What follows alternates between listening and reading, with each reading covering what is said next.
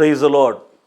அப்போஸ்தலனாகிய பவுல் பிலிப்பியருக்கு நிருபம் 2ஆம் அதிகாரத்தில் நாம் 4ஆம் வசனத்தில் இப்படியாய் வாசிக்கிறோம்.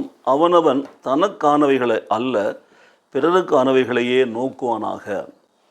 இந்த தாழ்மையில் ஒற்றுமை என்ற தலைப்பில் நாம் தியானித்து கொண்டு வருகிறோம்.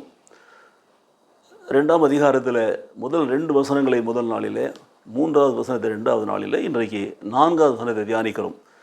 இது தலைப்போடு ஒத்து போகக்கூடிய காரியங்கள் தான். அப்போது அவனவன் தனக்கானவைகளை அல்ல பிறருக்கானவைகளை நோக்குவானாக. பிறருக்கானவைகளை நோக்குவானாக. நல்ல கவனிங்க. அப்போது நாம் நம்முடைய வாழ்க்கையில் கிறிஸ்துவ அன்பின் வெளிப்பாட்டை காட்டுகிற இடமே அதான். நம்முடைய செல்ஃபிஷ்னஸ், சுயநலத்தை முன்ன வைக்கக்கூடாது. நமக்கானவைகளை மாத்திரம் எனக்கு என்ன போய் நின்று கூட இருக்கக்கூடாது.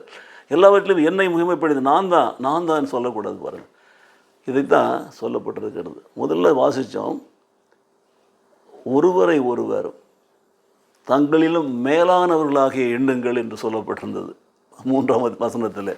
இப்போ 4ஆம் வசனம் இப்படியே சொல்லுகிறது பாருங்கள், பிறருக்கானவைகளையே நோக்குவானாக என்று சொல்லப்பட்டிருக்கிறது. ஆகவே நம்முடைய வாழ்க்கையில் கிறிஸ்துவுக்குள் நாம் தாழ்மைப்பட வேண்டும். ஒன்று, சக மனிதர்களையும் மற்றவர்களையும் நம்மை விட மேன்மையாக எண்ண வேண்டும். 2, அப்படி மேன்மையானவர்களாக எண்ணுகிற பொழுது அவர்களுக்கானவைகளை, அவருடைய தேவைகளை, அவர்களுக்கு உண்டானவைகளை, அவர்களுக்கு வேண்டுபவைகளை நாம் செய்கிறவர்களாக இருக்க வேண்டும்.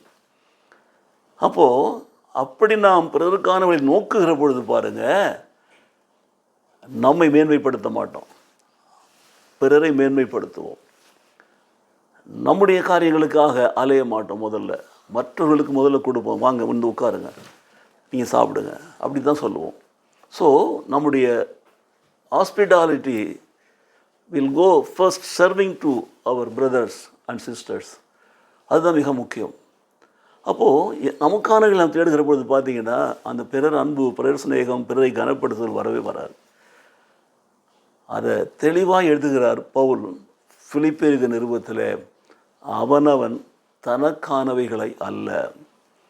நம்முடைய தேவைகள் இருக்கலாம், நம்முடைய சுயநலத்தை வெளிப்படுத்தக்கூடாது, சுய பெருமைகளை சொல்லக்கூடாது, நம்மை மேன்மைப்படுத்தக்கூடாது.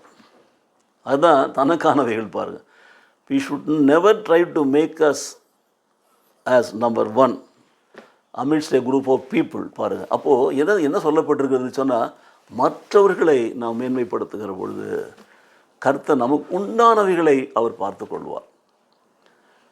அப்போது ஆண்டவராக இயேசு கிறிஸ்து பூமியில் வந்த பொழுது அவர் நாம் கற்றுக் கொடுத்த பாடமும் அது தான். பாருங்கள், ஆகவே இந்த காலை வேளையில் ஒரு நல்ல தீர்மானம் எடுப்போம்.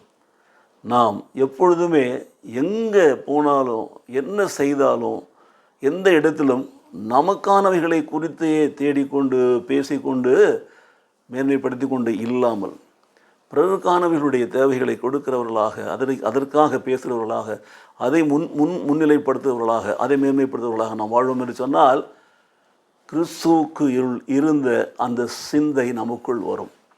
அவரே நமக்கு ஆறுதலும், அவரே நமக்கு தேர்தலும், அவரே நம்முடைய அன்பின் ஐக்கியமாகவும், அவரே நம்முடைய வாழ்க்கையில் பட்சமாகவும் இரக்கமாகவும் இருப்பார்.